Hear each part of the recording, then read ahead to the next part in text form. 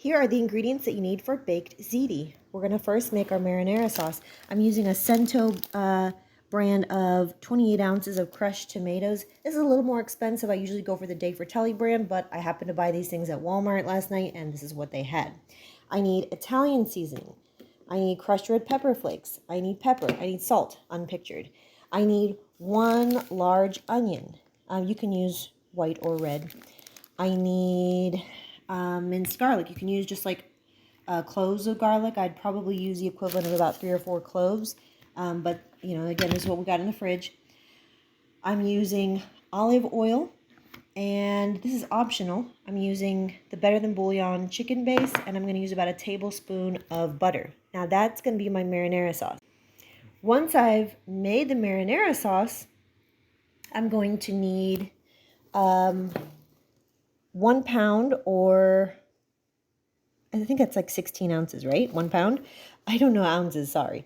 But I'm going to use pasta. You can really feel free to use any pasta. The rigatoni brand is not like somehow so inferior to the Checo brand, okay? Like if I were low on funds, I wouldn't necessarily shell out for some Italian brand. They're not that different, okay?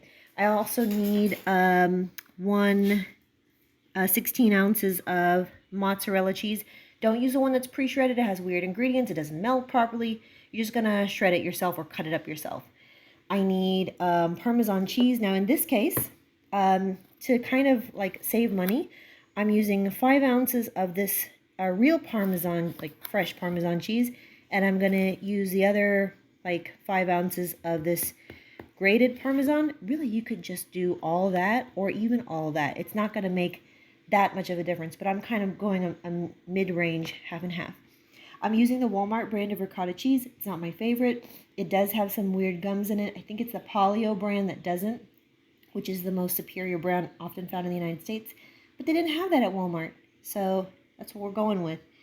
And I'm using 1 pound of ground chicken because I don't eat pork or beef, but if I did, I would make this with 1 pound of either ground beef or half and half of a total of 1 pound of beef and maybe hot pork sausage, or maybe even just all pork sausage. As always, when I start to cook, I have a little bowl and I put a little grocery bag in it so that I can put all the food trash, and I could just, it makes cleanup a lot easier, you know, little scraps of food as you're cutting up stuff. People who don't do this, it's not just that they have the hassle of having to keep going back to the trash can every 10 seconds and that the kitchen doesn't stay as clean. It's that when they go to the trash can, they might have at least 1 handful or both, and they tend to be less careful about how they throw things away. And in those homes, you can see a drip trail of like trash, like something greasy running down the cabinet or the door or something like that where the trash can is, or maybe running down the trash can itself. So it's like, why make more stuff for yourself to clean up? If you do it this way, just as one step before you start cooking, and then you'll have less mess to clean up after. All right, so in my stock pan goes about 1/4 cup of olive oil. So why can't you just skip the step and get the Prego or the ragu out of the jar at the store? Because it is shit. If you look at all the ingredients in there, they're shit. And they make up for the shitty ingredients by covering the nasty taste with a lot of salt and a lot of sugar. And that's like, if you look at the label, like it's a ton of sugar in there, like way more sugar than you can even probably handle for the day. So that's why you're going to make it yourself.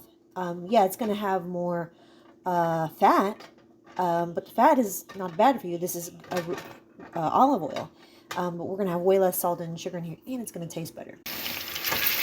All right, onions going, medium heat, and we're essentially kind of like frying our onions in this olive oil for a few minutes until they turn nice and golden. I don't want them to brown, but I do just want them to get a little bit golden color.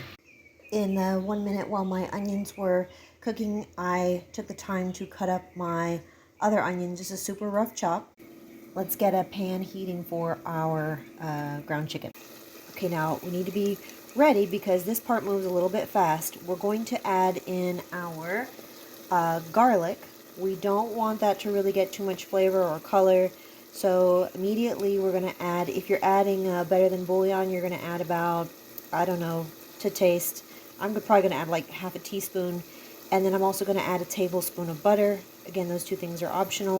All that will just take maybe maximum 60 seconds, and then we're going to dump in our can of crushed tomato. Okay, now that we've already added our garlic, I added the better than bouillon, I added the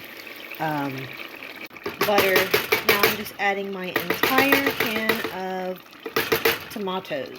Now definitely feel free to put a little water in this can and swirl it around so that you don't have to give up any tomato.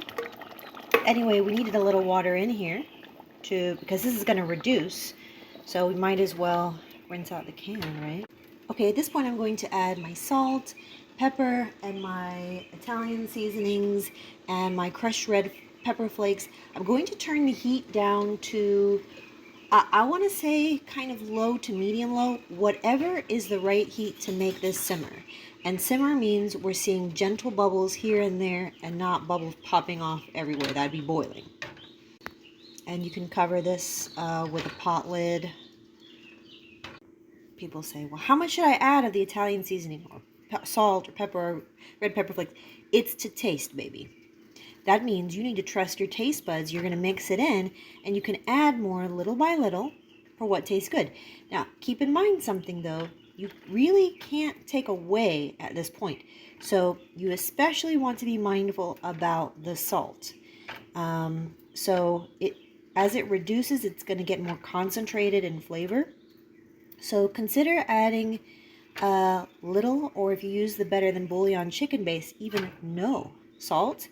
And then just taste it after like 15-20 minutes, after it's been like reducing down, because we definitely don't want too much salt. And that's the whole point of, well, not the whole point, but it's one of the great blessings of cooking at home.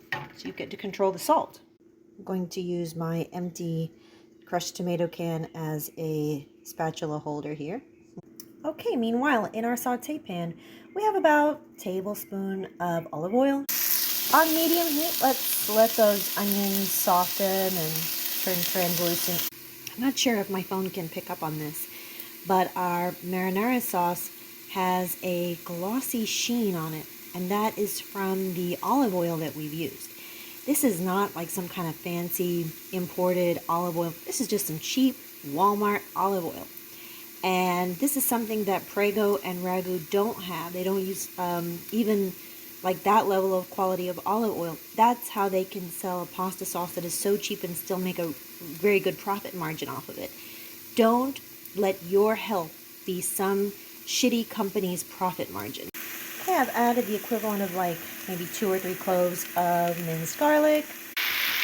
I switched burners for this saute pan and the marinara pot because this is the bigger burner. Alright, so we've added our 1 pound of chicken to our onion mix. Now we're going to add salt, pepper. Now this is not something you can really do to taste because I don't want you tasting raw meat. So I can just tell you how much salt and pepper I'm going to add. Probably going to add about a teaspoon of each here. Now, if you are a fast food baby or processed food baby, feel free at this point to add maybe like a teaspoon or maybe ideally a little less, or really none, but like a teaspoon or less of sugar to your marinara sauce. And that'll give you, it'll make it a little closer to the familiar and comforting taste of processed food that you're so used to. But just notice that the can of crushed tomatoes, it does taste very naturally sweet. So, go slow with that. Try to use less if you're going to add any sugar. A max, a teaspoon. And for that entire container of sauce, that's really not too bad. Okay, and we're just cooking this on medium heat until it gets golden brown. golden, I should say. Want to make sure we always cook meat very well so we don't get sick. This is a perfect time to preheat our oven to 350 degrees Fahrenheit or 180 Celsius. Okay, our meat is cooked and it's time to turn this heat down to low. And then we're going to dump all of our marinating pasta sauce into the meat mixture. Now, ideally, the old world way, I would be letting this sauce just marinate for an hour, 2 hours. I don't have time like that. I work a full-time job. I have things to do today. So this maybe got 10 minutes, but it's still going to be good. It's still going to be way better than if you had used some Prego jarred shit. All right, so this is going to go back on the small, weaker burner. Just mix it up. Again, we do have this on low heat. And I use my spatula to kind of scrape out the pan that had the marinara sauce in it, because I'm going to wash that out and I'm going to add my pasta to that. I didn't just rinse out this pot, I actually washed it out. And the reason is that there was obviously oil in our marinara sauce. We don't want to boil our pasta in oily water because that'll put a coating on the pasta noodles, and we want them to be dry so that they can really grip the sauce and the cheese once we assemble our ziti. Of course, you should almost never, there are a few exceptions, you should almost never add oil to pasta water when you're boiling it, because like I said, that it will prevent it from gripping onto the sauce. If you find that your pasta is sticking, that just means that you either don't have enough water in a large enough pot, or that you are not stirring every once in a while. I've added salt. Italian nonas say the water should be salty like the sea. So if you don't really have a feeling for that, wait till the water starts boiling, then add your salt, taste little by little, and when you're like, oh, that tastes like salt water, then you're good to go. All right, and of course a watched pot never boils, so I'm going to leave this pot covered to boil while I go do my housework. I need to make the bed, sweep the floor, vacuum, things like that. I'll come back in 10 minutes. And meanwhile, I'm just covering this meat mixture. All right, so my water is finally boiling, and in the short time that it took to do that, I made the bed. I took a load of laundry out of the dryer and folded it. I got the load from the washer into the dryer, and I put a new load into the washer. I also swept the floor, and I also brushed my teeth. Now I have the shower turned on. I'm ready to go take a shower. Busy morning. This is how it looks when you cook not like Ina Garten on a TV show, when you actually have a lot of shit to do and you still want to eat good. It's not easy. I don't blame you if you don't feel like you can do it every day. If you can pick one day a week and you say, this is the day where I'm going to make good food for myself, even if it's just one meal, it's worth it. Okay, so my entire 1 pound of pasta is going into this water. All right, so I'm going to cook this for, I want to say, 8.5 to 9 minutes. I'm going to set the timer now. Remember, this is going to go into the oven, so it doesn't have to be 100% cooked before we drain it. It can be really al dente. Now that I've put it in, I'm going to stir it with a spoon just to kind of break it up so it won't stick. I'm going to go take my shower. Okay, it's been 9.5 minutes, and I took a shower, dried off, applied my body lotion, got dressed. Not bad. Time management. Okay, so now we're going to drain our pasta. It's very important that whenever you pour hot boiling water down the drain, that you run cool water so that it doesn't burn the insides of your sink. All right, no need to rinse this pasta. We don't want it to lose its starchy grippiness. All right, let's go. Time to assemble. So I have a 9x13 pan. I buy these in like packs of 50 at Sam's Club. I'm going to put a little bit, just enough to cover the bottom of this pan so that our pasta won't stick to it, of the meat mixture. All right, I just put just enough to cover the bottom. It tastes delicious. Okay, now we're going in with our entire container of 15 ounces of the ricotta cheese. You know what is the great thing about this recipe? You're using entire containers of things. An entire can of the tomatoes, an entire pack of the ricotta cheese, and the mozzarella. So you don't really have any leftover ingredients to spoil. You just make it all. This is going to be enough for 8 hungry people. So if you have a large family, this is great. If it's you and maybe a partner or a roommate, that's great. You each get 4 servings out of this. If you're alone, you can let this cool after it cooks, refrigerate it. You can divide it up, cut it up, always refrigerate it first because that's going to help it to like set up. And then you can divide it into portions and it freezes really, really well. So I just put it into freezer bags, each portion. All right, so that was quite a bit of ricotta cheese. So if your sauce tasted great and just perfect to you before, that means you're probably gonna need a little more salt at this point. So I'm gonna add like another teaspoon of salt, I guess. Maybe a little less than a teaspoon. All right, and next we're going in with all of our pasta. We're gonna mix all of that together. Wow, this tastes delicious. I could seriously just eat this just like that. But we're going to put half of this into our pan. All right, now I'm going to top this with half of my block of shredded mozzarella. I'm also going to top it with half of this container of Parmesan cheese and a few really healthy shakes of just grated Parmesan. If you're only using this powdered Parmesan, feel free to just use all that. People call this like fake Parmesan cheese. Foodies turn up their noses at this. This is delicious. You know this is delicious. So feel free to eat it. It's just fun. Okay, and then so I just copied that layer one more time.